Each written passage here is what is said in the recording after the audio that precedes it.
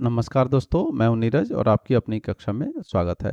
इस वीडियो में हम लोग थेवेनिन थ्योरम से रिलेटेड जो है बात करेंगे कि थेवेनिन थ्योरम क्या होता है और इससे जो है किस तरीके से कोई भी न्यूमेरिकल को सॉल्व किया जाता है अगर हमारे पेपर में आता है तो देखिए थेवेनिन थ्योरम क्या है।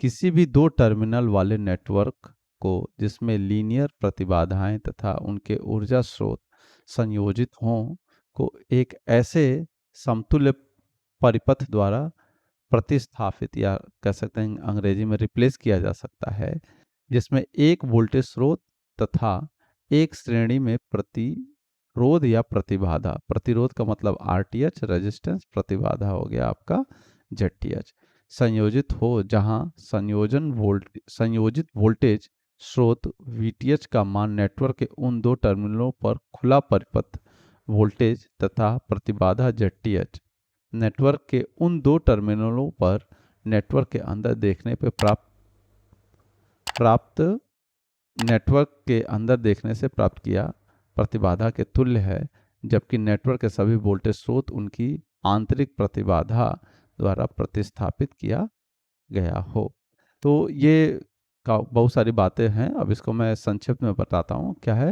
ये कहा गया है कि हम किसी भी नेटवर्क को जिसमें दो टर्मिनल हैं और वो लीनियर और बाइलेटरल है, तो हम और उसमें बहुत सारे जो है प्रतिरोध हैं और ऊर्जा स्रोत हैं, तो हम उनको सिंपली एक सिंपल सर्किट से रिप्रेजेंट कर सकते हैं। सिंपल सर्किट का मतलब है यहाँ पर एक वोल्टेज स्रोत मैं यहाँ बना रहा हूँ, एक वोल्टेज स्रोत और उसके सीरीज में यानी कि श्रेणी में एक रेजिस्टेंस से हम लोग क्या कर सकते हैं, रिप्लेस कर सकते हैं। ठीक है, यानी कि प्रतिस्थापित कर सकते हैं। और ये जो वोल्टेज है उसको कहा जाता है वी टी एच। वी मतलब वोल्टेज, टी एच का मतलब थेवेनिन थ्योरम से है, थेवेनिन ने दिया था तो टी एच हो गया। रेजिस्टेंस को कहते हैं R T H, R resistance के लिए और टी एच, और ये टर्मिनल हो गया ए और बी। तो ये इससे रिप्लेस किया जा सकता है। फिर इसके बाद बात होती है कि ये वी टी एच और आर टी एच कैसे कैलकुलेट करते हैं। तो उसके लिए है क्या कि आप लोड रेजिस्टेंस को हटा दीजिए और वहाँ पर ओम्स लॉ का इस्तेमाल करते हुए वोल्टेज निकाल लीजिए, तो वही हमारा वी टी एच हो जाता है। आर टी एच के लिए क्या करते हैं, जो है लोड रेजिस्टेंस से लोड को हटा देते हैं और उसके बाद सभी सोर्सेस को उनके इंटरनल रेजिस्टेंस से रिप्लेस करके वहाँ पे प्रतिरोध कैलकुलेट कर लेते हैं उस टर्मिनल पे, वही हमारा आरटीएच होता है। अब ये कैसे करते हैं, इनको हम लोग एक एक करके डिस्कस करेंगे। ठीक है, सबसे पहले आप ये समझिए कि ये हमारा थेवेनिन थ्योरम में हम किसी भी नेटवर्क को जिसमें जो कि लीनियर और बाइलेटरल है उनमें उनको हम ऐसे बना सकते हैं। बड़ा कितना भी नेटवर्क होगा लेकिन हम उसको इस तरीके से बना सकते हैं। बड़ा का मतलब आप सपोज कर लीजिए ऐसे हो सकता है, मैं एक एग्जांपल के लिए बना रहा हूँ ना। और मान लीजिए ये कुछ रेजिस्टेंसेस वोल्टेजेस दिए गए हैं और यहाँ पे 5 ओम कहा गया है और ये 5 ओम में धारा का मान ज्ञात करने के लिए कहा गया है, तो हम इस पूरे सर्किट को इसमें बदल सकते हैं।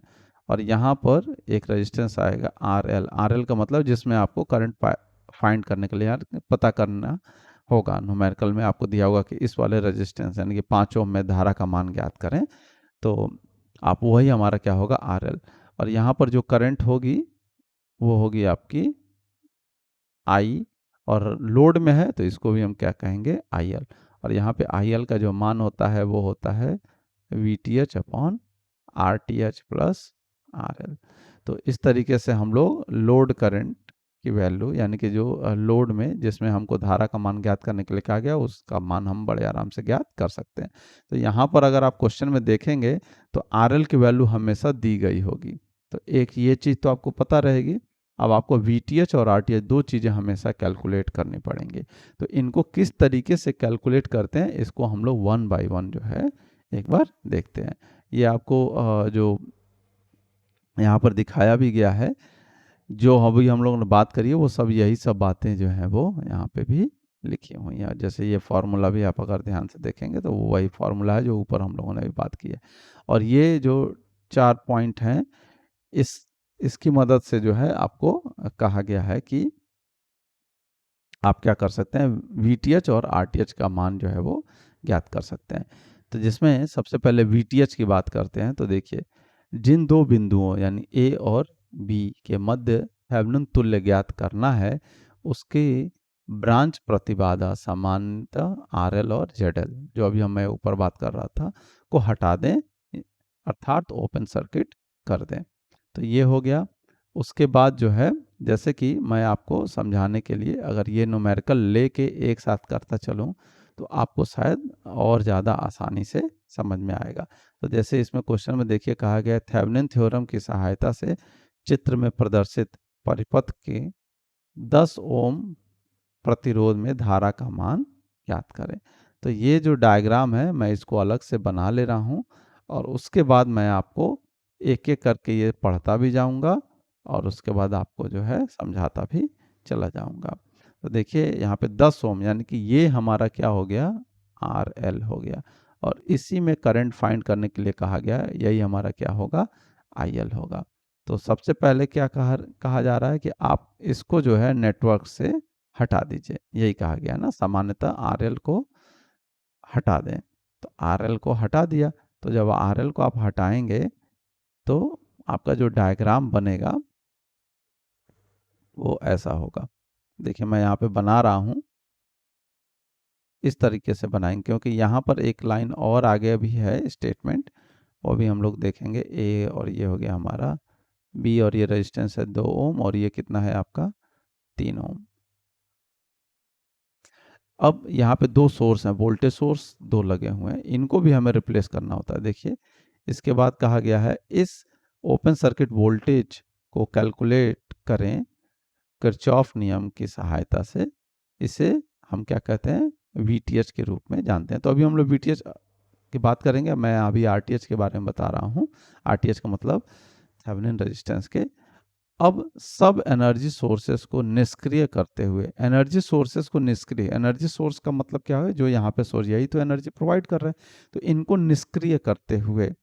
तो निष्क्रिय करने का क्या मतलब है, आपको ध्यान रखना है। मैं यहाँ पे डायग्राम भी बनाता जा रहा हूँ कि निष्क्रिय कैसे करेंगे। तो निष्क्रिय करने का मतलब है कि आपको इस तरीके का सोर्स दिया गया होगा जिसमें यहाँ पे देखिए लिखा है 6 वोल्ट, हाँ यहाँ पे वोल्ट। तो इसको जब आप निष्क्रिय करेंगे तो ये इस तरीके से रिप्लेस होगा, शॉर्ट सर्किट से रिप्लेस कर दिया जाता है, ठीक है ना।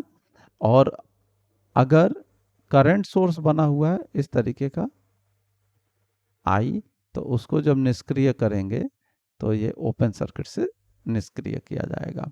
तो आप देखिए ये क्या है, हमारा वोल्टेज सोर्स है। तो वोल्टेज सोर्स है तो इसको आप क्या कर देंगे, शॉर्ट सर्किट से निष्क्रिय कर देंगे। तो जब निष्क्रिय कर देंगे तो अब इस कंडीशन में जो भी आपका रेजिस्टेंस होगा वही हमारा क्या कहलाएगा, RTH कहलाएगा। तो अब आप देखें ध्यान से, तो 2 और 3 यही वाला डायग्राम बन गया है, और A और B इनके बीच में आपका जो भी रेजिस्टेंस है वही क्या कहलाएगा, आपका RTH कहलाएगा। तो ये दोनों कैसे हैं, आपस में पैरेलल में है। तो हम यहाँ पे RTH का फॉर्मूला लिख सकते हैं, RTH बराबर 2 × 3 divided by 2 + 3, R1 × R2 divided by R1 + R2। अगर ये फॉर्मूला कोई नया नहीं है, ये दोनों पैरेलल हैं, तो दोनों पैरेलल हैं, तो पैरेलल का फॉर्मूला आप लोगों ने पढ़ा हुआ है, 1/R is equal to 1/R1 + 1/R2। तो 1/R1 का मतलब 2 + 1/3 कर देंगे, एलसीएम लेंगे आएगा 6, और यहाँ पे आ जाएगा 3 + 2 यानी कि 6/5। और यहाँ पे डायरेक्टली देखें तो आ जा रहा है आपका 6/5 ओम। और ये ध्यान देना है, ये 1/R की वैल्यू है, जबकि हमको R चाहिए होता है। तो R की वैल्यू 6/5, 1 करना पड़ेगा, और यहाँ पर हमको वो कोई दिक्कत नहीं है। तो ये चीज़ ध्यान रखना है। तो RTH के निकालने के लिए हमको क्या करना पड़ेगा, एक बार रिपीट कर रहा हूँ मैं। सबसे पहले जिस भी रेजिस्टेंस में, प्रतिरोध में आपको धारा का मान ज्ञात करने के लिए कहा जाएगा, उसको पहले नेटवर्क से हटा दीजिए। और उसके बाद आपको क्या करना है, जितने भी सोर्स लगे हैं उनको भी निष्क्रिय कर दीजिए। तो निष्क्रिय करने के लिए मैंने यहाँ बता दिया, वोल्टेज सोर्स होगा तो शॉर्ट सर्किट कर देंगे, और करंट सोर्स होगा तो उसको क्या कर देंगे, ओपन सर्किट कर देंगे। तो इतना कर देने के बाद आपको ये डायग्राम बन जाएगा, और उसका उन दोनों बिंदुओं के बीच में आप क्या करेंगे, रेजिस्टेंस का मान निकाल लेंगे, जैसे आप पहले न्यूमेरिकल में करते आए हैं। तो जैसे ही आप कर लेंगे तो आपको ये दोनों दिख रहे हैं, इस क्वेश्चन में ये दोनों क्या दिख रहे हैं कि पैरेलल में है। पैरेलल में तो पैरेलल का फॉर्मूला लगा के हमने RTH की वैल्यू निकाल ली है। अब बात करते हैं हम लोग VTH की। तो VTH निकालने के लिए देखिए इसमें कहा गया था कि आपको क्या करना है, लोड रेजिस्टेंस फिर से हटा देना है और किरचॉफ ना लॉ के मदद से, यानी कि किरचॉफ के नियम की मदद से आप जो है दोनों बिंदुओं के बीच में वोल्टेज निकाल लीजिए, वही आपका क्या कहलाएगा, वीटीएच कहलाएगा। तो देखिए ये क्वेश्चन था, अब ध्यान से देखें, ये क्वेश्चन था, इसमें इसको हटाते हुए ये वाला डायग्राम बना लिया गया है। ठीक है, ये जो डायग्राम है इसमें आप देखें ध्यान से तो कुछ और नहीं है, ये तो जो ये बनाया हुआ है दिख रहा है आपको, ये क्या है, धारा का डायरेक्शन, कौन से जो है डायरेक्शन में, किस दिशा में धारा का मान जो है वो फ्लो कर रहा है, धारा बह रही है, ये दिखाया गया है। ये चीज़ आपको ध्यान रखना है, इसमें घबराना नहीं है कि ये क्या चीज़ बना दी गई है। तो देखिए, तो ये आप बिल्कुल देखें तो यही एग्जैक्ट सेम डायग्राम है, चाहे तो मैं यहाँ पे दोबारा बना दे रहा हूँ। यहाँ पे आप देखिए,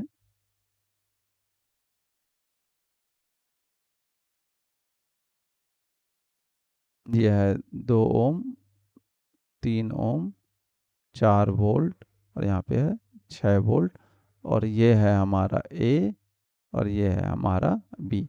अब इसमें आप देखें तो आई धारा मान लिया है, दिया कुछ नहीं है तो कोई बात नहीं, हम अपने मन से मान लेंगे।